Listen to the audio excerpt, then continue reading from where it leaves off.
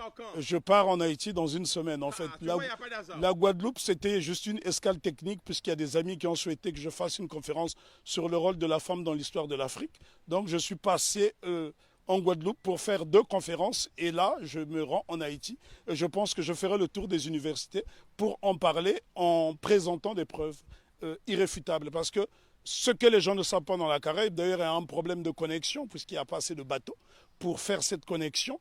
Et si je pense qu'il y avait cette possibilité de se rendre dans différentes îles, le mépris des Haïtiens serait tombé à l'eau. Puisque la Guadeloupe a connu une période de liberté entre 1794 et 1802, mais c'est grâce justement aux Haïtiens. Une année auparavant, les Haïtiens se sont affranchis. Parce que souvent on dit qu'on a libéré les esclaves en Haïti.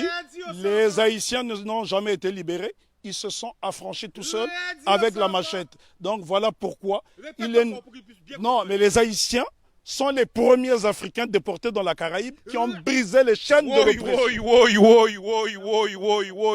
Ce monsieur est un grand professeur. Il est juste de passage en Guadeloupe. Sans le savoir. Mais il n'y a pas Je peux d'hasard. rajouter quelque chose. Vas-y. C'est à toi le micro. Nous devons savoir que Haïti a eu pour vocation de libérer toutes les nations opprimées. Ce qu'on ne dit pas assez souvent, lorsque la Grèce a été dominée par les Ottomans, au milieu du 19e siècle, ce sont les Haïtiens, sous la présidence de Jean-Pierre Boyer, qui ont libéré la Grèce. Et ce sont des choses qui n'apparaissent pas dans les manuels scolaires. Une autre information inédite, c'est grâce à la voix d'Haïti que l'État d'Israël a été créé en 1948. Donc ça, ce sont des choses que les gens doivent savoir. Haïti a été le pays le plus démocratique du monde, puisque toute personne qui arrivait sur le sol haïtien était considérée comme nègre. Donc tous les opprimés de la planète trouvaient refuge en Haïti. Et ce pays est devenu aujourd'hui une vitrine effrayante de la pauvreté. Je suis obligé d'insister sur le mot de vitrine parce qu'il a subi un blocus qu'aucune nation n'avait subi. Imaginez-vous qu'une petite île comme Haïti a été victime du syndicat des empires coloniaux qui était constitué du Danemark, de la France, de l'Espagne, de l'Angleterre, des États-Unis d'Amérique, de la Hollande, de la Suède, parce que toutes ces nations ne voulaient pas voir une nation indépendance nègre. Et souvent on dit de Haïti que ça a été la première république nègre. Non, Haïti n'a jamais été une première république nègre, ça a été un empire africain reconstitué, puisque l'empereur Jean-Jacques Dessalines va se faire couronner empereur Jacques Ier. Donc c'est la noblesse africaine. Attends, parce que là, je pense qu'ils ont trop d'informations. Je vais finir par me mettre en transe. Non, mais c'est important parce que nous avons une méconnaissance de notre histoire. Et c'est pour ça que je suis venu jusqu'à Bastère. Bon, les gens de Bastère n'aiment pas ça. Mais pourquoi je dis Bastère, c'est loin? Bastère, c'est pas loin. Mais on a du mal des fois, nous, en grande terre, à la Bastère. Et comme j'ai su que tu étais là, j'ai dit non, faut que je me dépasse en personne pour que tu puisses parler. Parce que mon combat, justement, c'est ça. Mon combat à moi, c'est faire un pont entre toute la Caraïbe et Mama Africa. Ben, en tout cas, il y a beaucoup de choses à dire sur Haïti. Haïti est un modèle de fierté et de dignité. Ce sont les Haïtiens qui ont montré à la race noire tout entière ce que c'est que la dignité. Pour la bonne et simple raison, c'est en 93 ans après la révolution de Saint-Domingue, celle-ci va inspirer les Éthiopiens qui vont être conseillés par un digne fils d'Haïti du nom de Benito Sylvain, qui sera élevé au titre de jazz match par l'empereur Ménélique II. Lorsqu'on parle de la bataille d'Adoua, ce qu'on oublie de mentionner, c'est que l'empereur Ménélique II, qui a mis fin à l'impérialisme sur le continent africain, en tout cas c'est lui qui a signé l'acte de décès de l'impérialisme sur le continent africain le 1er mars 1896, 93 ans après la révolution de Saint-Domingue, c'est un Haïtien du nom de Benito Sylvain qui le conseille. Donc ce sont des choses à savoir et à intégrer. Je souffre de voir que les Haïtiens sont la risée du monde dans la Caraïbe, alors qu'ils sont ceux qui nous ont montré la voie de la rédemption. Donc respect, big respect à Haïti. En tout cas, je me sens haïtien. Moi aussi. Alors attention parce que l'émission a tellement lourd. C'est ça, parce que l'émission a tellement lourd qu'elle est obligée de faire pression qui dit comme ça, tellement vérité. Oui, à mon avis, c'est vérité dérangée. Il y a des mauvais esprits qui sont en train de pénétrer la Caraïbe. T'inquiète pas, on va arranger tout ça.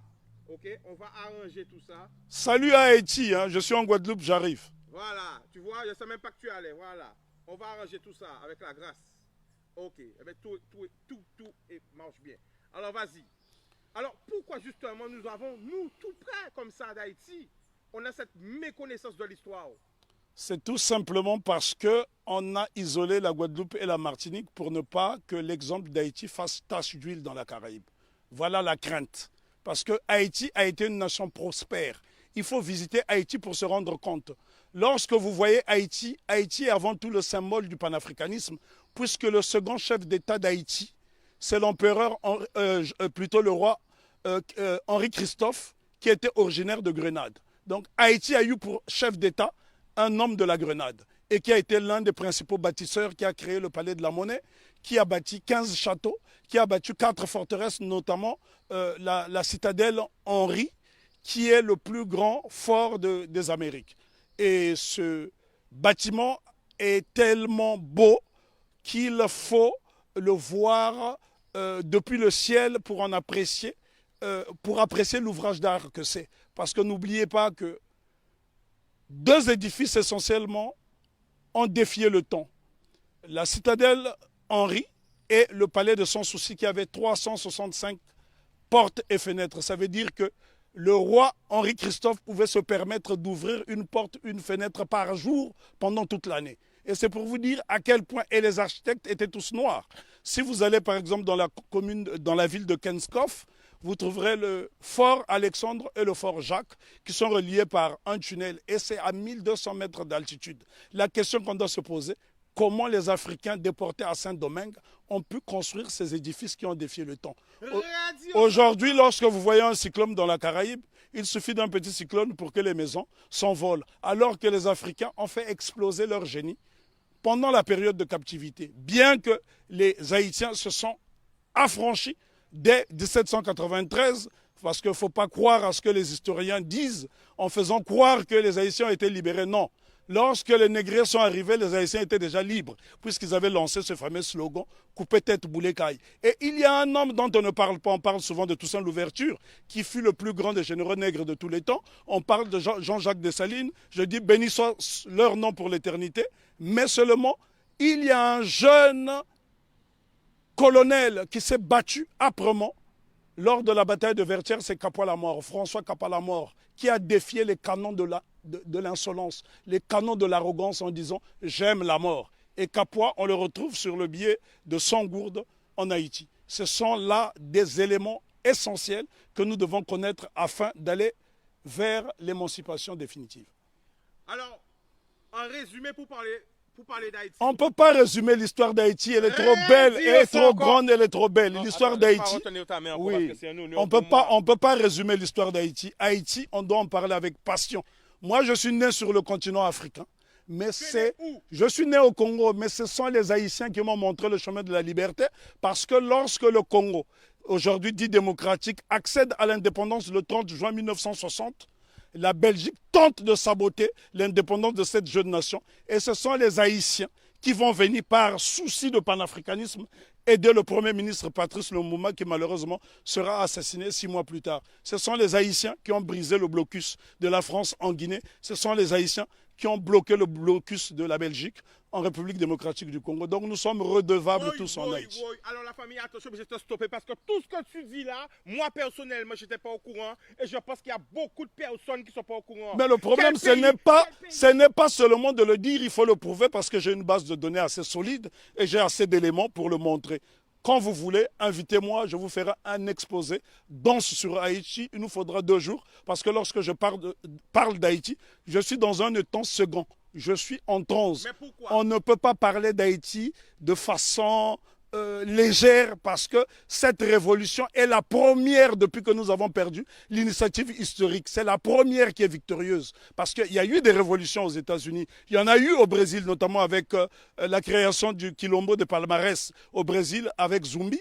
Mais sauf que toutes ces révolutions dans la Caraïbe ont été étouffées. Si vous allez par exemple en Antigua, vous avez un village qui s'appelle Liberté où les Africains se sont affranchis très tôt.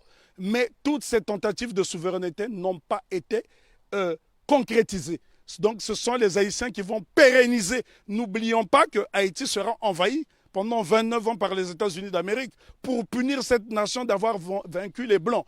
C'est Haïti qui a libéré l'Amérique latine avec Simon Bolivar. Et encore, lorsqu'on dit que c'est Haïti qui a libéré, ce n'est qu'une partie d'Haïti, puisqu'à cette époque, Haïti était divisé en deux. Il y avait Haïti du Nord, qui était un royaume dirigé par le roi Henri-Christophe, et il y avait le Sud, la République du Sud d'Haïti, qui était dirigée par Alexandre Pétion. Et ce bout de terre d'Haïti du Sud va donc donner des soldats, de l'argent à Simon Bolivar pour aller libérer une bonne partie de l'Amérique latine. Si vous observez les drapeaux de l'Équateur, du Venezuela, de la Colombie, vous trouverez des armoiries similaires, même les couleurs, à celles du drapeau d'Haïti. Donc c'est très important pour nous d'étudier Haïti parce que Haïti, c'est le symbole de notre fierté.